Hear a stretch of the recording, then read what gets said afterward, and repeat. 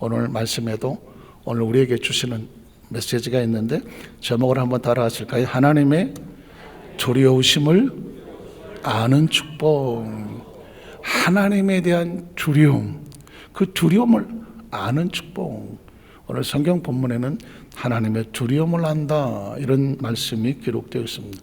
혹시 조심스럽지만 하나님에 대한 두려움이 있으신가요? 하나님에 대한 두려움 있으신가요? 참 조심스러운 단어입니다. 저는 장로교에서 어렸을 때 신앙생활을 했는데 그땐 무조건 하나님은 두려운 하나님이에요. 오죽하면 성전에 들어올 때 뭐 천장에서 뭐 떨어지는 건 아닌가? 들어오는 게 두려울 정도였었어요. 그래서 앞자리도 못 앉고 뒷자리나 이렇게 앉았던 기억. 예배를 드리고 났을 때 비로소 마음에 하나님 처음부터 마지막까지 회개. 하나님이 용서해 주실까? 확신도 없는, 그러나 그럼에도 불구하고 예배 가운데 기도하고 돌아서 나갈 때 주는 마음의 일말의 편안함. 이 두려움만 가지고 사는 신앙생활도 문제지만 우리 순복음에 와서 가장 먼저 만나는 신앙 고백이 뭐예요? 좋으신 하나님. 한번 따라하세요. 좋으신 하나님. 좋으신 하나님. 어려서부터 장로교회 신앙생활하며 하나님에 대한 두려움이 있었던 것에 순복음에서 좋으신 하나님 기뻐하며 박수치고 찬양하고 자유롭게 한다니, 이게 몸에 익숙해지기까지는 최소한 6개월 이상이 걸리더라고요. 박수 쉽지 않아요. 박수 쉽게 치지 않아요. 우리 순복음교회 성도들은 막 박수치고 찬양하고 하는 거 이 자유롭지만 그렇지 않은 사람들은 박수치며 찬양하는 거 그건 은혜가 아니면 안 돼요. 찬양하면서 막 기뻐하면서 단역 기도 동안에 막 할렐루야 하고 춤을 추는 거 절대 아무나 못해요. 그 자유와 은혜를 하나님이 부어주셔야 비로소 할 수 있는 거예요. 그런데 이게 좋으신 하나님에 대한 은혜를 갖고 나 예수 믿었어, 나 구원받았다고 어느 날 이렇게 돼버리면 하나님에 대한 두려움이 없어져요. 하나님에 대한 두려움이 없어져. 그러니까 이 신앙의 밸런스는 뭐냐면 하나님에 대한 지극히 큰 경외함과 그리고 하나님의 자유, 이 두 가지가 밸런스가 있어서 하나님 안에서 완벽한 이 두려움이, 난 하나님을 두려워할 줄 알아, 그래서 함부로 행동하지 않아, 그래서 하나님 앞에 내가 최선을 다하려고 하는 이 경건함이 나를 자유하게 만드는 거죠. 진짜 자유는 하나님과 온전한 관계가 있을 때 비로소 자유한 거예요. 조금이라도 하나님과 관계가 불편해 보세요. 절대 그 영혼은 하나님 앞에서 자유할 수 없어요. 두려워 떨죠. 전자 근데 그 두려움도 없다. 그때 이제 그 양심은 화인을 맞았다고 하는 거예요. 화인을. 진짜 무서운 것은 죄가 죄인 줄 모르고 지금 내가 마음대로 막 행동을 하는데도 그게 뭐 별로 거리껴지지 않아. 왜 그랬을까요? 양심의 화인이 맞아서 그래요. 오늘 바울 서신에 보면 바울이 그 은혜와 믿음으로 선교하고 다니다가 이런 단어를 씁니다. 우리는 하나님의 두려움을 안다. 우리 여도수 만사교회 성도들이 하나님에 대한 두려움이, 이 두려움의 신앙이 밑받침이 되어지고 내가 하나님을 두려워서 조심하다 보니까 그 조심함이 나로 하여금 거룩하게 하나님 안에서 벗어나지 않게 하고 그 안에서의 영적인 자유를 누리시기를 주의 이름으로 축복합니다. 하나님과 온전한 관계가 아니면 절대 그 영혼은 자유롭지 않아요. 혹시 기억하십니까? 창세기 20장 8절에 보면, 제가 지금 창세기 20장 8절을 계속 묵상을 하고 있어요. 봐도 끝없이 그 속에 이 아브라함의 신앙의 고백이 나와요. 잘 들어보세요. 아브라함이 이르되 내 아들아, 번제할 어린 양은 하나님이 자기를 위하여 친히 준비하실 거다. 그리고 이삭을 데리고 어디로 올라가요? 모리아산으로 올라가요. 모리아산에 올라가면 이 아들 이삭이 죽어요, 안 죽어요? 하나님 뭐라 그랬어요? 이삭을 데리고 저 모리아산으로 가서 거기서 와서 네 아들 이삭을 번제로 드리라고 했어요. 그러니까 이 이삭을 데리고 아브라함이 올라가면 그 지금 눈에 보이는 상 이삭은 죽게 돼 있어요. 하나님 번제로 드리라고 했으니까.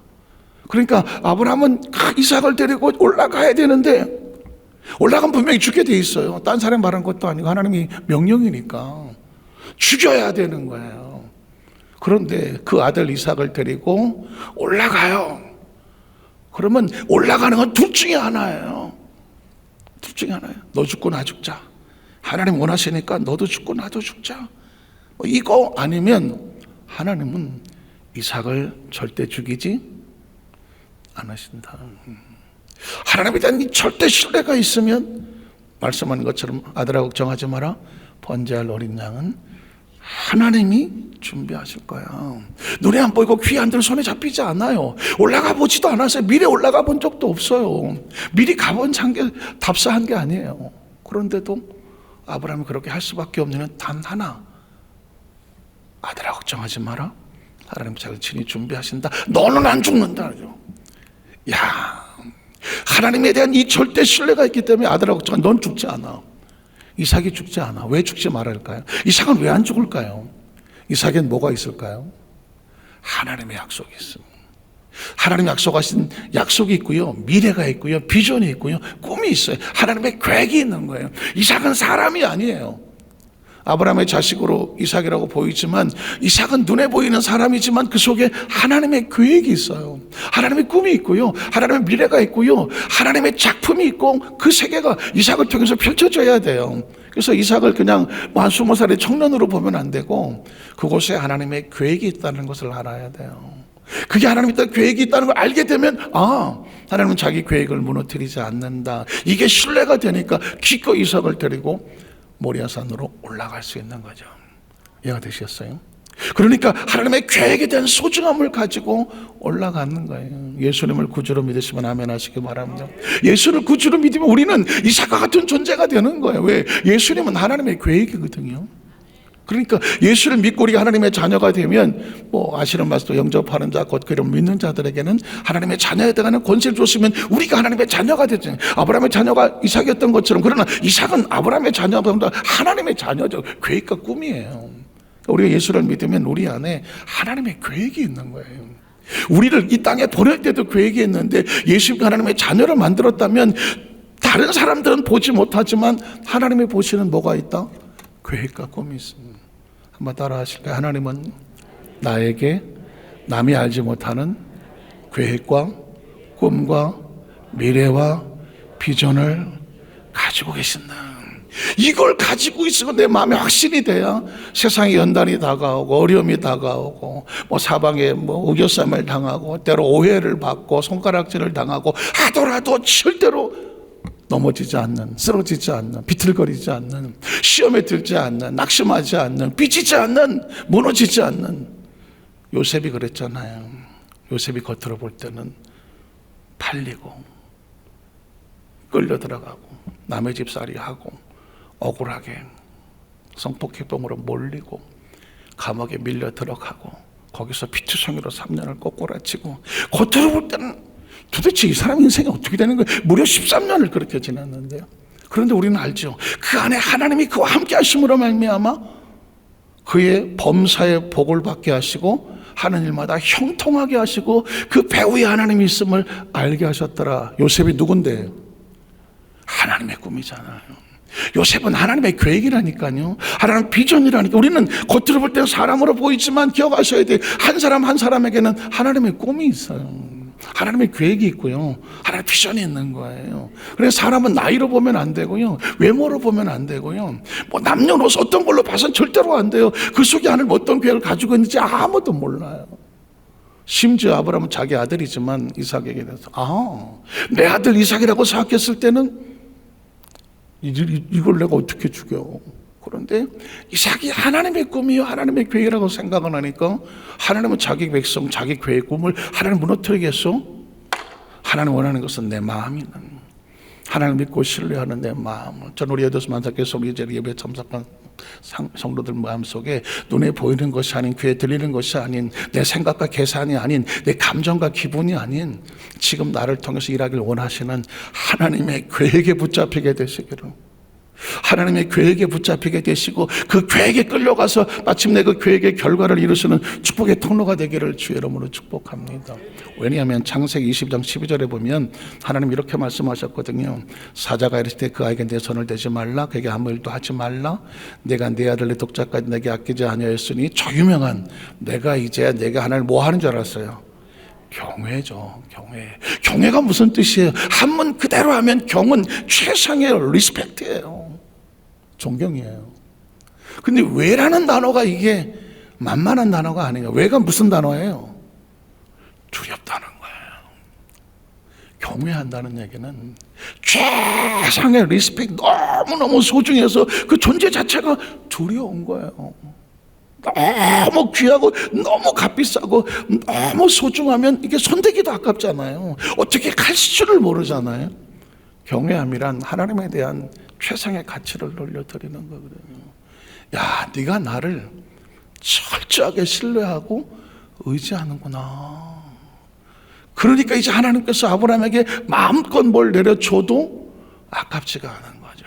그 신앙의 가장 중요한 포인트는 어디까지 와야 되냐면, 만나고 신뢰했으면 어떻게 네가 나를 경외하는구나라고 하나님의 인정을 받아야 돼요. 여러분, 예수를 구주로 믿으시면 아멘 하십시다. 그 믿음의 증거가 뭐예요? 하나님을 얼마나 두려워하세요? 신앙, 하나님을 두려워하는 게 축복이에요. 한번 따라, 하나님을 두려워하는 것이 축복입니다. 주의를 성수하는 게 당연하다고 생각하면서도 주의를 벗어났을 때 두려움이 있어야 되잖아요. 하나님의 일을 벗어나면 뭐가 있었냐면 두려움이 있어야 되잖아요. 우리가 이런 자동차 운전할 때 중앙선 넘어가는 거 자연스러워요? 부자연스러워요? 편안해요? 두려워요? 중앙선 넘어가면 두렵지 않으세요? 중앙선 넘으면 아무 죄도 없는데 그럴 수 있을지 모르지만 중앙선을 넘어가는 순간 심리적인 부담감은 이루 말할 수 없어요. 왜냐하면 중앙선은 생명선이잖아요. 운전하는 사람이 여간 급한 정말 피치 못할 상황 아니면 절대로 중앙선 넘지 않죠. 중앙선을 넘는데 아무 양심의 꺼리낌이 없고 까딱도 안 한다? 이건 문제가 있는 거죠. 어쩔 수 없지 모르지만 이거보다 더 중요한 것이 하나님 말씀은 생명선이거든요. 그러니까 신앙생활에 진짜 중요한 건 뭐냐면 하나님 안에서 온전하게 갈 때 그 하나님 안에서의 자유를 누릴 때 이게 평안한 거예요. 내가 하고 싶은 대로 내 감정대로 기분대로 하니까 좋다, 이게 평안이 아니에요.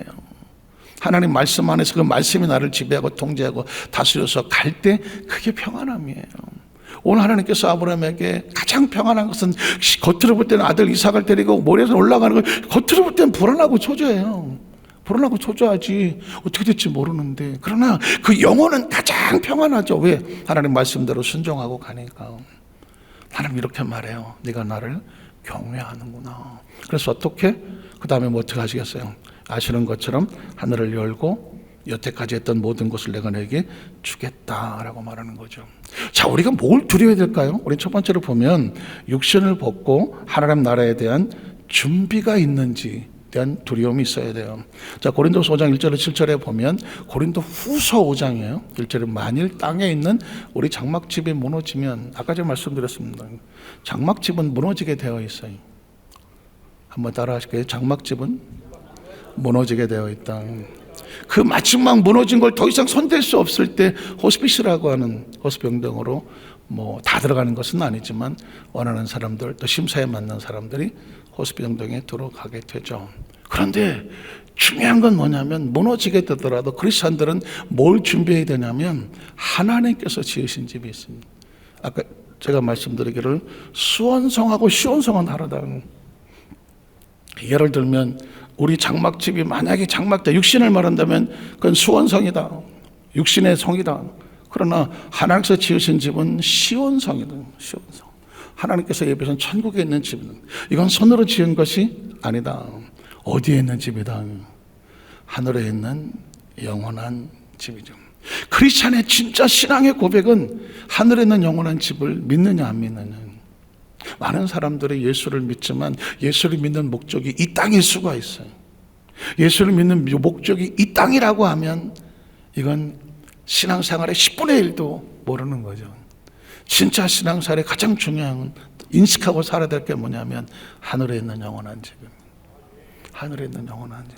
때로 이 땅에 사는 사람들은 절대로 뭐 천국 이야기, 장막이 무너지는 이야기, 아이고, 이런 거에 대해서 육신은 본능적으로 피하고 싶어 하지만 진짜 중요한 지혜는 뭐냐면 때를 알고 하나님의 나라를 알고 하늘은 영원한 집이 있다는 사실을 기억하고 사는 거예요. 이걸 모르고 살면 백성이 방자하여 자기 마음대로 행동해버리는 거예요. 그래서 제가 이 하늘에 있는 영원한 집이 있다는 사실에 대해서 우리 마음속에 경외함, 두려움이 있어야 된다. 나는 도대체 이 하늘의 영원한 집을 위해서 뭘 준비하고 있나? 갑자기 어느 날 푹 오고 아무것도 안 했는데, 저 유명한 버나드 쇼라고 하는 사람의 뮤덤에 보면 묘비에 이렇게 써 있다고 하거든요.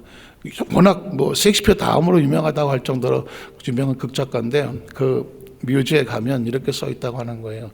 우물쭈물하다가 여기 누워 있을 줄 알았지. 물론 그 사람은 워낙 조크를 많이 하는 사람이라서 자기 묘지에도 조크처럼 내가 우물쭈물하다가 내가 이렇게 될 줄 알았지. 우물쭈물이 뭐예요? 준비 없이 그냥 이 세상에 정신없이 살다가 어느 날 갑자기 하나님 부르셨는데 자기 시신 땅에 묻혔는데 준비된 게 없는 거예요. 그러니까 크리스천은 어떤 면에서 보냐면 하늘에 있는 영원한 집이 우리에게 있는 줄을 알기 때문에 아는 사람은 뭐예요? 준비하죠. 그 다음 절에 보면 이렇게 말해요. 자, 참으로 우리가 여기 있어 탄식하며 하늘로부터는 우리 첫 덧입기를 간절히 사모한다. 쉬운 이야기는 아니죠. 천국에 대한 소망이 있는 사람이, 소망인 사람이 육신의 삶을 마치고 하늘의 나라의 집을 사모함을 가져야 되는구나. 혹시 그런 생각 해보셨어요? 육신의 삶을 마치고 난 천국에 빨리 가고 싶다. 손 들으네요. 이 심령이 있다고 하면요, 이분은 철저하게 반은 거의 하나님의 나라에 살고 계신 분이에요. 하나님 나라를 아는 사람이에요. 하나님을 아는 사람이에요. 자기 소속이 어딘지를 아는 사람이고요, 진짜 하늘에 대한 소망이 있는 사람이에요. 크리스찬들은, 많은 크리스찬들이요, 신앙생활 열심히 하고 하지만 하늘에 소망을 두진 않아요. 왜냐하면 알기는 알아. 하지만 내가 이 땅에 할 일이 너무 많아. 누구 말 맞다나 개똥밭에 굴러도 저승보다는 이승이 낫다. 이게 육신이 하는 이야기거든요. 그런데 하나님 속에 깊이 들어가고 세상이 얼마나 집요하고 무섭고 세상이 얼마나 집요하고 더럽고 우리 영혼을 갖다가 어떻게든지 흠을 내려고 하고 신앙생활 똑바로 하지 못하게 하고 직분생활 똑바로 못하게 하려고 수도 없이 감정과 기본으로 마음상하게 속상해하고 맨날 우리 영적으로 끌어내려고 하는 이 흑암의 세력이 얼마나 우리를 도둑질하고 지금 멸망에 다가온지를 알면 빨리 벗어나고 싶군요. 빨리 벗어나고 싶다는 이 영성의 중요한 하나님 올바른 관계, 나의 잘못으로 인해서 하나님의 마음이 상처 입는 그의 눈물의 소리가 처절하게 느껴지면은 하나님 나 어떻게든지 이 땅에서 온전히 잘 살다가 하나님 마음 안 아프게 하고 살고 싶어요. 이런 영혼의 몸부림을 가지고 천국을 사모하게 하는 거거든요. 바울도 그렇게 열심히 선교 사역을 하면서도 그렇게 말해요. 나는 빨리 하늘로부터는 처소를 덧입기를 간절히 사모한다고 말했어. 그 다음 절에 보면 우리가 이렇게 우리가 벗은 자들로 발견되지 않으려 함이 다 천국의 옷을 옷 입어야 되는데 열심히 뭔가 하는데 천국에 받을 옷이 없어. 세마파 옷이 없어. 거할 성이 없어. 그 다음 절에 보면 참으로 이 장막에는 우리가 짐지고 탄식하여 육신을 장막하고 있는데 탄식하는 이유가 뭘까? 벗고자 함이요 아니라 우리의 덧입고자 함이니 죽을 것이 생명에 삼킴받는 자. 육신의 삶은 유한하고 영원하지 않기 때문에 위로부터는 영원한 그 생명의 옷을 입기를 원한다. 그 다음 절에 보면 이것을 우리에게 이루게 하시고 보증으로 성령을 우리에게 주신 이는 누구다? 하나님이시다. 또 그럼 우리가 항상 담대하여 몸으로 있을 때는 주와 따로 있는 줄을 아노니 우리는 믿음으로 행하고 보는 것으로 행하지 아니함이다. 두려움이라는 게 무서워서 애비하는 두려움이 아니라 내 소중한 천국에 대한 하나님의 나라의 집에 대한 간절한 이걸 절대 놓치고 싶지 않은 조심스러움, 경건함, 이런 두려움이죠. 제가 지난번에 말씀드린 로마서 14장 10절로 12절에 보면 그러니까 이제 내가 하나님 나라의 이 거룩함에 대해서 흠집을 내지 않으려고 우리가 말 한마디라도 조용히 있으면 된다. 내가 어찌 내 형제를 비판하느냐, 어찌 내 형제를 업신여기느냐. 우리가 다 하나님의 심판대라는 단어를 썼어요.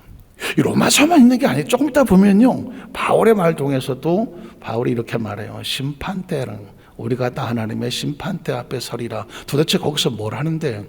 기록되었을 때 주께서 이르시되 내가 살았노니 모든 무릎이 내게 꿇을 것이요 모든 혀가 하나님께 뭐하리라? 자백하리라. 뭘 자백해요?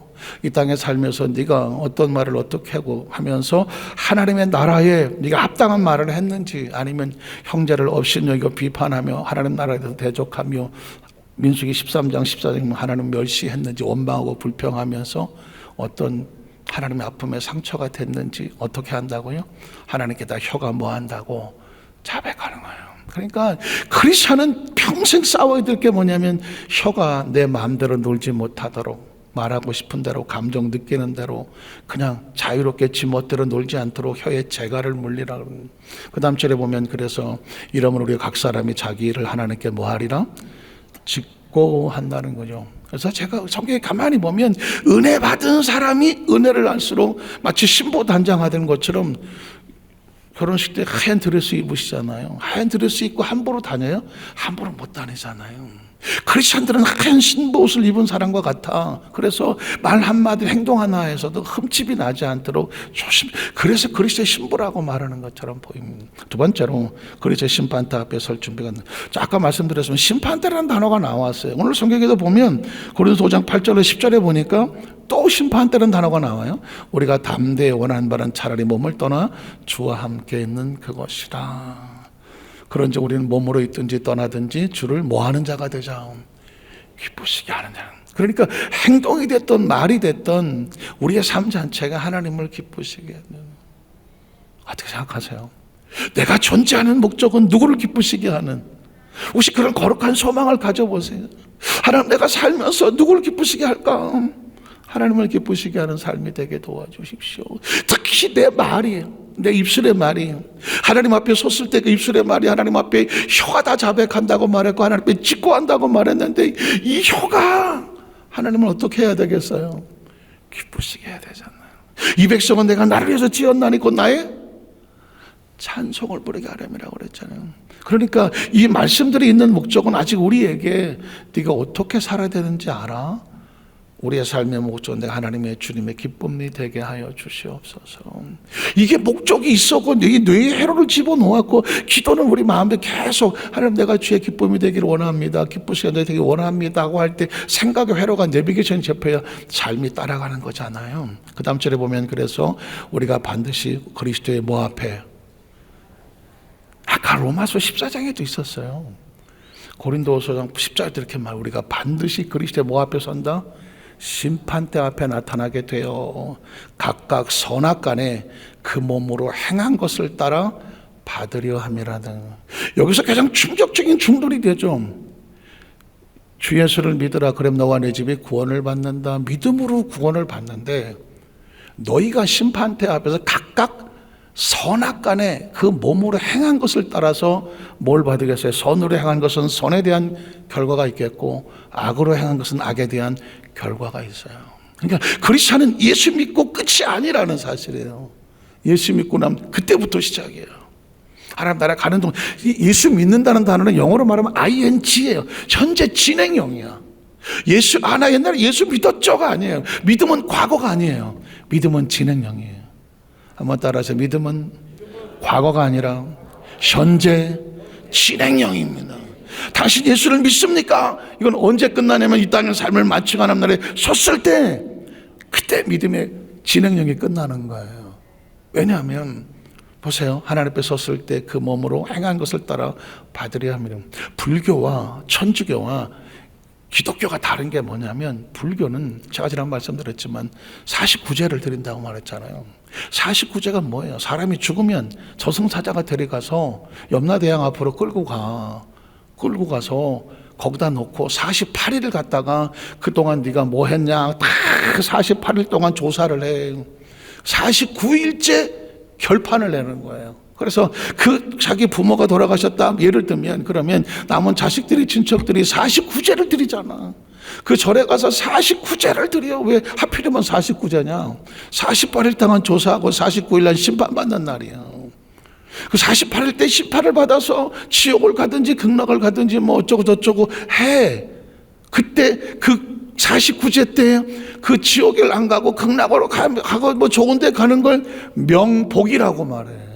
명복. 그래서 여러분, 아무 생각 없이 삼가 고인의 명복을 빕니다. 크리스천은 한다.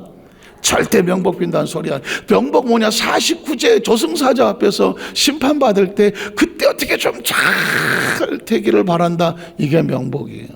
그러니까 죽은 사람이 아니라 남은 자식들이 48일 동안 난리를 쳐서 우리 부모님 극락왕생하게 해달라고 하는 게 이게 49제야.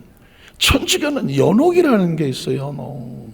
역시 마찬가지예요. 연옥은 죽은 사람이 이것도 아니고 저것도 애매한 사람이 연옥에 가 있는 거예요. 그 남은 자식들이 뭔 죄가 있다고 또. 그 자식들이 연옥에 있는 자기 부모가 됐든 누가 됐든 간에 천국으로 가게 해달라고 남은 자식들이 다 해. 그들의 옛날에 면죄부를 팔았다고 했죠. 면죄부를 넣어서 동그랑 땡 하는 순간에 자기 부모가 천국으로 뿅 하고 올라간다고 하는 웃지 못할 생각. 성경은 이렇게 말합니다. 네 자식들이 뭘 해서가 아니라 각 사람이 선악간에 자기가 그 몸으로 한 것을 따라서 받게 된다고 말하는 거예요. 자식들한테 니들이 뭘 해, 자식구제 잘 들어야지, 연옥이 있으니까 너네들이 뭘 해줘야지가 아닙니다. 성경은 정확히 기록했습니다. 각각 선악간에 그 몸으로 행한 것을 받으려 합니다. 오늘 11절에 가보겠습니다. 11절에 갔더니 이렇게 말합니다. 그래서 우리는 주의 뭘 알아요? 두려우심을 알아요. 저는 우리 여도서 오늘 저녁에 이 말씀이, 크리스천은요, 이 크리스천은 뭐 강제적으로 이래라 저래라 하지 않아요. 말씀을 들었고 말씀을 새겼고 말씀을 입력했으면 그 말씀이 나를 끌어가게 하여 주시옵소서. 각자의 믿음대로, 각자의 선악간에 행동한 대로, 각자 가지고 있는 하나님 앞에 씨를 뿌린 대로 하나님 앞에 서는 거예요. 그래서 이게 차라리 군대 같으면 그냥 뭐 강제로 뭐 어떻게 해서 단체로 일해줬으면 딱 좋겠는데 아니에요. 아시는 것처럼 하나님은 절대로 강제로 요구하지 않아요. 주 예수를 믿으라 그랬지. 믿고 안 먹고 선택하는 건 각자 하는 거예요. 그러면 너와 내 집에 구원을 받으리라 그랬지. 너 다 예수 믿어. 안 죽는 거 다 끌어가지 않아요. 이유를 알아요. 왜냐하면 하나님은 자기 백성을 강제로 로봇처럼 동물처럼 상대하고 싶지. 하나님의 속성 자체가 지성과 감정과 의지, 하나님의 영은 그 영들은 가장 완벽한 자유와 조화, 사랑으로 자원하는 거예요. 탕자가 집을 나갔을 때 아버지가 쫓아가던가요? 사실 우리 같으면 쫓아가지 않겠어요? 어디 가서 있든 잡아다가 데리고 들어오지 않겠어요? 저는 어렸을 때 그게 퀘스천이었어요. 자식이 나갔는데 그 남의 집 가서 하고 돼지치기를 하고 전락하는데 아버지는 밤마다 문 열어놓고 나간 자식 위해서 기다리긴 하는데 왜 쫓아가서 안 끌고 올까? 그 전에 보니까 뭐 이상한 영화 하나는 수렁에서 건진 내 딸 뭐 그런 옛날 그 한국 영화가 있었던 것 같아요. 자세한 내용은 모르지만 딸이 나가서 엉망진창하는데 그 아버지인지 누가 그 딸을 건져내기 위해서 피투성이로 막 싸우는 그 자기 딸을 건져내기 위해서 뭐 그런 스토리였던 걸로 대략 기억을 해요. 사실 이게 부모 아닌가? 그런데 그 딸이 또 튀어나가요. 잡아다 놓으면 떼타나고 잡아. 탕자는 집에 나갔을 때 아버지가 데려오지 않아요. 문은 열어놔요. 비록 돼지치기를 하고 피투성이가 되더라도 그 다음에 그가 스스로 돌아올 때 아버지가 달려가요. 그리고 끌어안아요. 그 이후 탕자는 다시는 안 나가죠. 사실 원하는 것은 스스로 선택한, 그걸 소위 말하는 자유의지라고 말하는 거예요. 하나님은 자원하고 스스로 하나님 앞에 서기를 원하지 너시 안 오면 하지 않나요? 이해 가시겠어요? 말씀을 정리합니다. 하나님에 대한 두려움은 내가 너무 소중해서 지키고 싶은 두려움이에요. 천국도 마찬가지고 직분도 마찬가지고 예배도 마찬가지고 예물도 마찬가지고 주일도 마찬가지고 하나님과의 모든 관계 내가 너무 소중해서 지키고 싶은 두려움. 강제로 안 하면 죽여버린다고 해서 그런 두려움이 아니라, 저는 우리 여기서 성도들이 바로 이 거룩한 두려움을 통하여 하나님 앞에 누가 뭐라 그러지 않아도 늘 하나님과 함께 교통하면서 그 은혜 속에서 자유를 누리신 성도 되시기를 주의 이름으로 축복합니다. 기도하겠습니다. 하나님 아버지, 우리